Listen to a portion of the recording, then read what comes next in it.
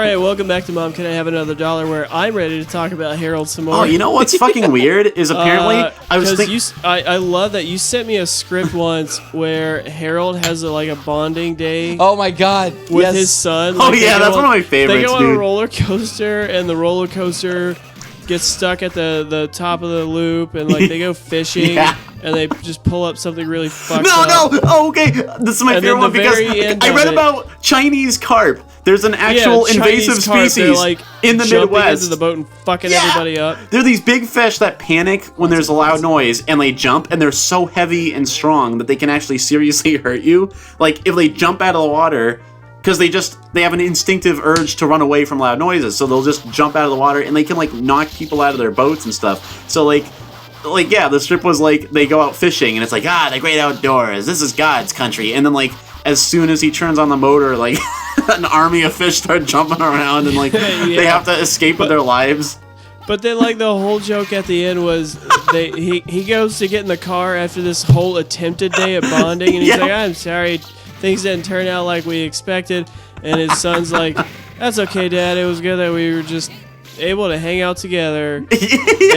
And they have that short little bonding moment, and then Harold's just out of nowhere a skull falls out of the clouds and bursts onto the hood of the car and just screams an unearthly scream, and he's like, mother of fuck!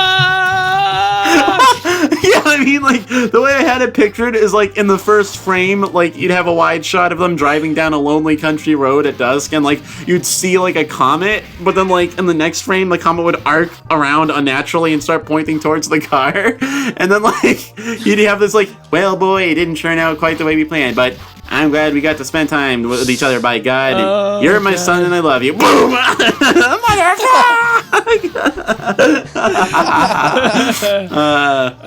Although, thanks to Harold, I have taken to telling my coworkers, stay off the grid and hail Satan. Yeah.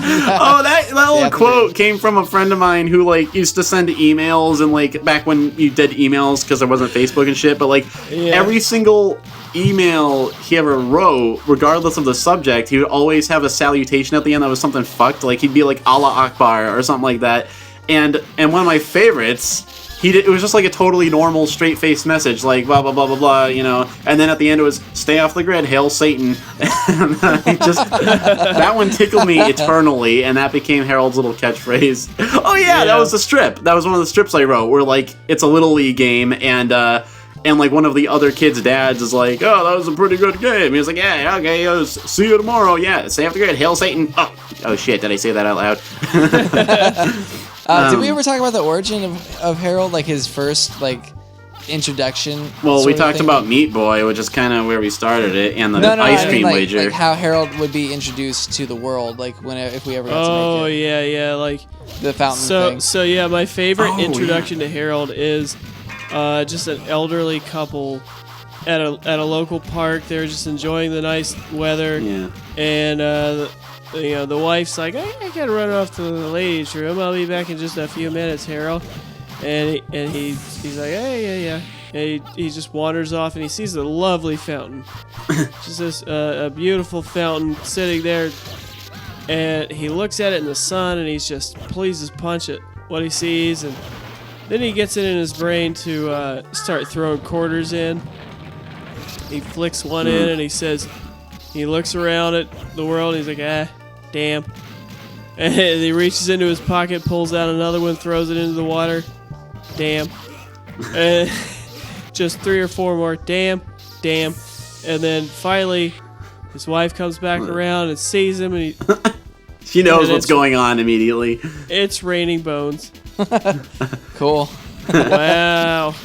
Not in the joke, but yeah, the punchline is yeah. She gets there. It's Harold, stop wishing yourself to death. It's such a beautiful fountain. Dang it, Martha! I'm not wishing myself to death. I'm wishing I was never born in the first place. There's a difference. There's a very distinct difference, Martha. I don't think that was actually Harold. That was just another random fucking nihilistic joke. That was before Harold was an established character. Yeah, that was just some old man. When we got the green screen and he started coming up with the characters now, son, I love you, but not as much as I love cannabis. Oh yeah, that strangely anachronistic like Mark Twain character who just has more love for pot than his own son. I do like that. Eventually, Harold evolved like this thing where like he may or may not be hallucinating like demons and shit all the time. Like this. So, yeah. Speaking of demons, we're about to fight the fucking devil. Cool, Satan. it's a Baphomet or whatever. A Satan. Satan. I'm sorry, yeah, the Satan. Poor Harold. This is pretty crazy. Who fucking requested this game? I forget. Whose fault is this? Well, good job. It was a weird word that I don't remember. It was a newer one. It was not one of the old guard. It wasn't Fred M. Sloniker. So I don't have the muscle memory to say the name real quick. Was it Fred M. Sloniker or Choco in 1980? Yeah. No. It was we'll just put the name up here real quick. Thanks again, whoever you are, you magnificent bastard in hell. But well, we get a lot of requests, but we never get weird shit. This is actually a pretty cool game. Yeah, like, I mean, it's very unusual. We only play weird shit. I can see why it didn't get widespread release in America, though. Oh yeah. Nowadays it probably could, but back in the 90s, that's back at the tail end of the Satanism scare, which I'm sure Harold has a thing or two to say about. Yeah. For sure. But what other? Oh, like we were in Paris, remember? And we brainstormed like all that shit about the Harold character. Oh, I thought that was in Zurich. Oh, it might have been there too, but we came up with the idea that his dad was from Paris, or like he was born there, and Jesus, what was the backstory? We came up with something really detailed. Like Harold's own dad. And shit, what happened? Something fucked with Harold as a young man that like made him really bleak and nihilistic. Oh, was that the end? Remember. Yeah, that was it was white text that you could barely read. I couldn't even read it. Yeah, like 10 paragraphs While of it. you guys were there, did you happen to check out the Codex Gigas? What's Nope. that? Oh. Well, that's a story for another time then. I guess not. Yeah, we wanted to go to the catacombs too, but they were closed. I didn't even know they could do that. Yeah. Well, that works out well. Actually, the game ended right almost in time to cut the episode out. It's been almost 10 minutes.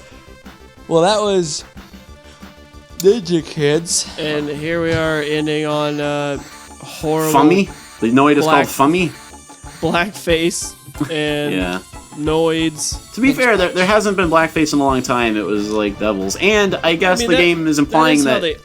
Well, blackface was evil in this game, so I guess it's not fully. I don't know. I'm trying to read into this. We mostly just whacked our own trying dicks. To save your ass is what you're doing. We spent this whole episode waxing your own dicks about our hypothetical characters that we haven't used yet.